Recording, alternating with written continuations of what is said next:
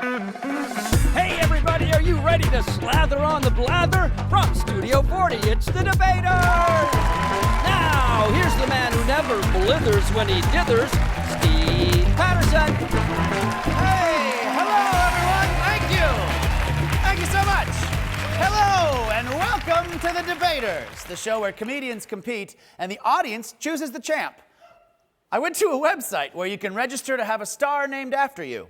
So I'm proud to announce that Betty White will now be known as Steve Patterson's Hot Nana. All right, are you ready to meet our first pair of debaters?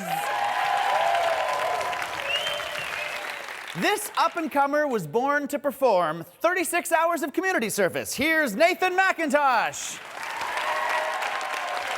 Nathan? Hello. Hello, sir.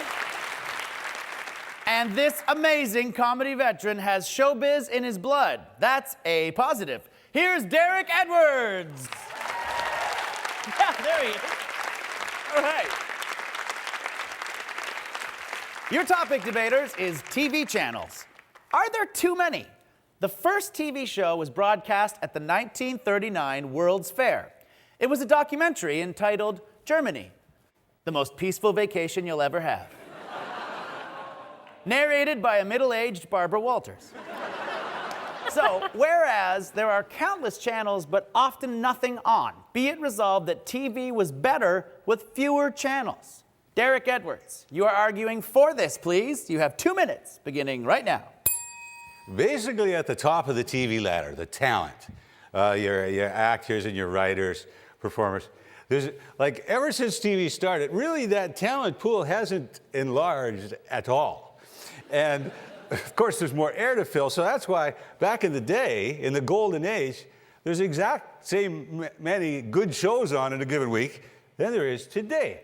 The only difference is the amount of televised sewage you have to wade through to find them.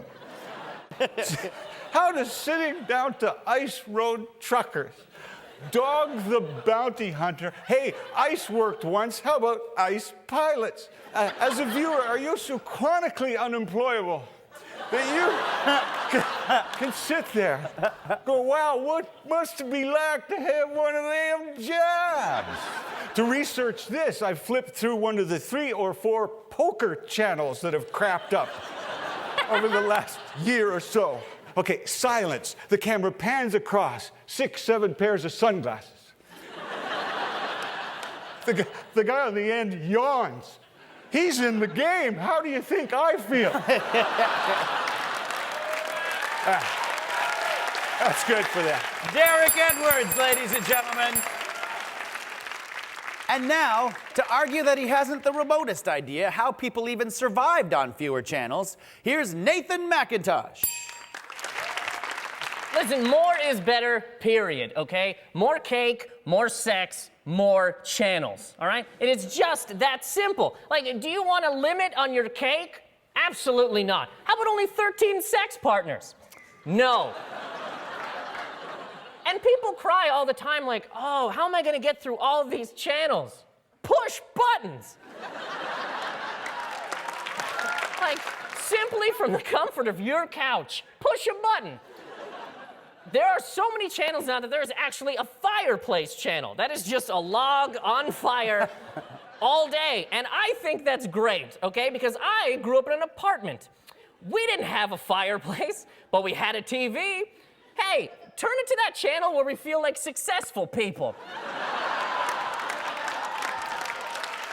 Like, we've advanced, guys, okay? And more channels comes with that, all right? If we didn't have advancement, we'd still only have 13 channels and polio, okay? Nathan Macintosh. This wily veteran is proud to have earned his bachelor's apartment. Please welcome Pete Johansson. Hey, Pete. Hey, how's it going, man? Looking sexy, as always. And this comedian believes in first impressions, especially if those impressions are of Sean Connery. Please welcome Sean Cullen. Oh, hello, sir. Hello. Welcome back. Well, your topic, debaters, is a good one. Tea versus coffee. Which is the superior beverage? I guess since a lot of coffee comes from Colombia and caffeine is a drug, That makes Juan Valdez the original drug lord and his donkey the first ever drug mule. So, whereas tea is an uncomplicated, relaxing beverage, be it resolved that tea is superior to coffee. Sean, you are arguing for this, please. You have 2 minutes, beginning right now. Coffee and tea. Two siblings in the family that is the hot beverage. But they couldn't be more different. Tea, the older brother, thoughtful and refined. Coffee, on the other hand, is a brutish lout, completely unfamiliar with bathing, a creepy prepubescent mustache on his upper lip. Coffee's idea of high comedy is to hold you down on the ground and fart in your mouth. Coffee is the bludgeoned, tea is the delicate instrument. Reaching for a cup of coffee in the morning is like picking up a hammer and smashing yourself in the face until you are awake. Reaching for a cup of tea is like tickling yourself gently with the velvety tongue of a hummingbird. Coffee is the drink of all-nighters, stakeouts, and miserable endless days at work. When you're exhausted and bleary, coffee is like hiring a gorilla to punch you in the back of the head every hour. Tea is the drink of relaxation, of contemplation. Tea is prepared slowly and with ceremony. Water must boil. Tea must steep. Tea is therapeutic and healing. Tea is like having the coffee gorilla use its powerful hands to massage your aching feet. So, it's up to you, people. Would you rather have a gorilla massage your feet or your brother fart in your mouth? Sean Cullen. Yes. Now, to tell us on the double-double why coffee perks him up, here's Pete Johansson. Coffee is a life being lived to its fullest, an energy spark that breeds sustenance into a crazy plan to follow up snowboarding with a trip to a strip bar. Coffee is a freight train fueling the modern life. A smell that says we're gonna get it done today. We're gonna get paid. Tea says I'm broke, save the bag for another cup. Coffee is steeped in the powerful. Napoleon drank coffee. General Patton drank coffee. Hitler drank tea. Hitler drank tea. My God, if that doesn't win me this debate, then God help your souls. Coffee is a drug, a fun, legal drug sold by a fashionable, cool dealer. People use tea as medicine, a weak crutch of a drink, a feebly pawing at your ailments that coffee would help you get off your ass and see a real doctor about instead of that quack homeopath that gave you tea in the first place. All right.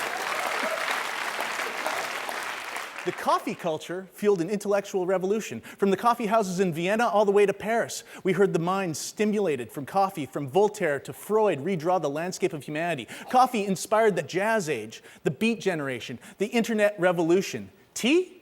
Tea inspired the cozy. I resolve today that coffee is a fantasticropolis, crackolific, bombastic beverage that shames tea into history's past where it belongs with ether and phrenology. Pete Johansson. Well played, sir. Yeah, we've got ourselves a debate. It is time now for the bare knuckle round. This is your chance, debaters, to vente your anger. We're talking tea and coffee, so be bold. Give it your best shot, and don't take oolong. Oh, that one made me tingle. That's a good one. Go ahead and roast them. So, coffee, where does it even come from? Do we even know? Coffee comes from North Africa. It comes from simple goat herders that saw that it kept their goats awake when they ate the little cherry buds of the coffee. Huh? Is that so what true? you like is people torturing animals. Oh, is that what you're into? I'm like, sorry. hey, let's get these goats hopped up on caffeine. Well, they run around I'm nibbling things. From a guy that works gorillas the way you did in your opening statement. Gorillas are our hairy brothers, all right? You talk about the tradition and refinement of tea, though, but why is tradition so good? I mean, in all honesty, tradition? And plus, okay, well, let's jump It's to a another tradition topic. that nobody likes. Pretty sweeping statement. It's the most drunk beverage in the world. And how do you get coffee as a fart in your mouth from your brother? Have you ever... What kind of family are you from? Very limber family. And that's the bare knuckle round, everyone. Yes. It is time now for the firing line.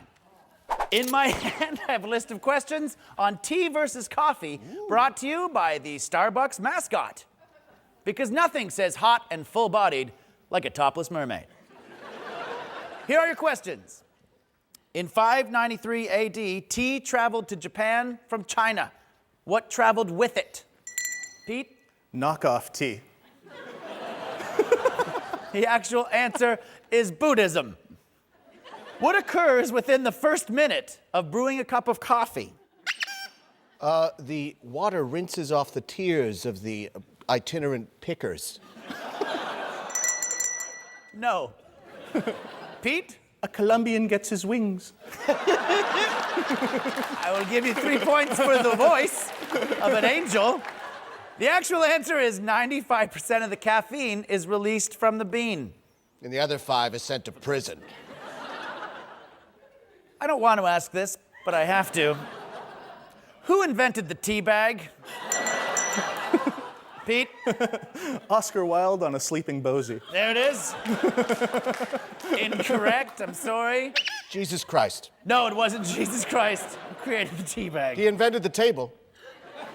Because otherwise they wouldn't have had to sit anything there. They wouldn't have been able to sit at the dinner. Jesus invented the table. Yeah, for sure. The actual answer, who invented the tea bag?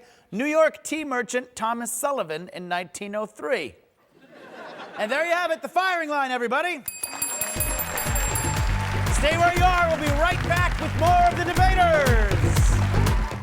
Hey, welcome back to the Debaters. We're talking tea versus coffee. It's almost time for our studio audience to pick their winner. But first, here to espresso his love of the bean, here's one more minute from Pete Johansson. I would gladly pay $100 for a cup of coffee that has been flavored by the intestines of a cat, than sip a weak cup of tea. Because as far as I can tell, tea is on the wrong side of everything. From teetotaling to the tea party, I disagree. And yes, coffee is a drug, but not all drugs are bad. Look at penicillin, codeine, or marijuana. They're awesome. Tea can be anything soaked in warm water. Coffee has standards, as do those of us who choose to drink it. And our standards clearly state, we will not drink the same drink as Hitler. Pete Johansson, everybody. Well said. Now, once again, to tell us why his argument for tea is in the bag, here's another minute of Sean Cullen. Have you ever had anyone talk into your face with tea breath? No, because there is no such thing. Have you ever been coffee bagged? No, neither have I. Have you ever been invited to a coffee party by a 4-year-old girl? No. Did anyone ever begin the fight for democracy by dumping coffee in the harbor? No. Did Mr. Coffee ever say, "I pity the fool"? No. Did anyone ever subjugate an entire empire by swapping coffee for opium? No. Wake up, people. And when you wake up, drink tea. Sean Cullen, ladies and gentlemen. Yeah. Wow. Well, strong arguments on both sides. It is up to the audience now to pick a winner. By applause, how many thought that Sean's tea tirade triumphed Sean Cullen?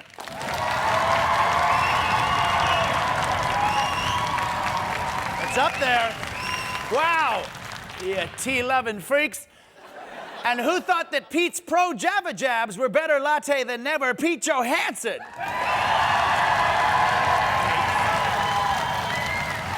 Well, it is too close to call.